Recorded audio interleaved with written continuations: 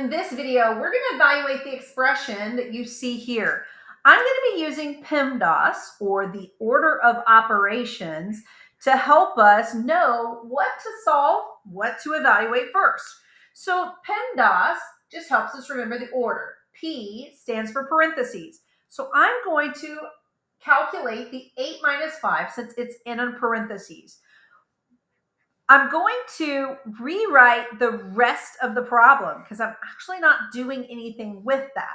So this is 8 minus 5. That gives me 3, and I don't lose the second power. Did you notice that I took the parentheses off now that I've calculated that?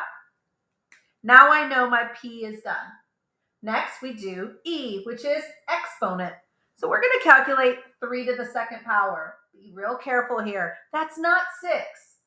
3 to the second power means to write the 3 2 times and multiply. So 3 times 3 here is 9. I'm going to replace that 3 to the second power with a 9. Again, I'm leaving the rest of the problem,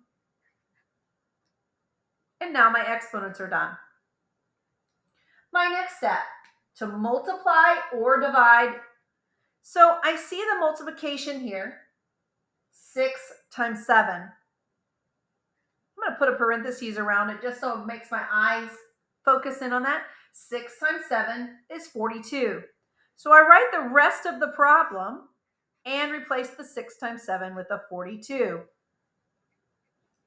Now my multiply is done. And now I need to add here on the top. And so I'm going to do 3 plus 42. That gives me 45. And don't forget your divide by 9 part. That stayed with us the entire time. And then I can divide. 45 divided by 9 would give me 5. I encourage you to take your steps real slow here, doing one thing at a time, rewriting the rest of the problem as you make only one calculation in each step.